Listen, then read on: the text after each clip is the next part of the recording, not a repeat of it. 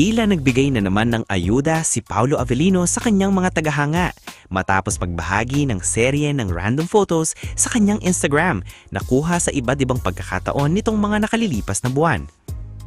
Kabilang sa mga ibinahagi ng aktor ang ilang larawan mula sa kanyang naging Europe trip, gayon din ang mga personal na sandali kasama ang kanyang anak na si Aki.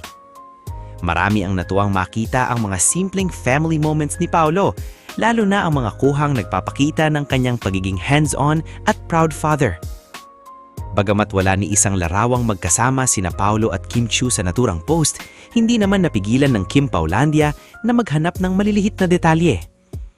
Mabilis na umandar ang kanilang detective mode at sinuri ang bawat larawan na ibinahagi ng aktor. Pinaniniwalaan ng fans na si Kim nga ang photographer at ang kumuha ng picture nilang mag-ama sa isang post. Isa sa mga komento ng isang supporter ang naging usap-usapan online.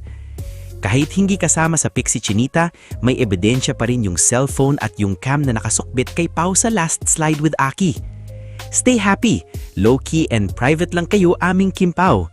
Happy na kami sa ganitong ayuda. Para sa Kim Paulandia, hindi na kinakailangang laging magkasama sa larawan ang dalawa upang kiligin.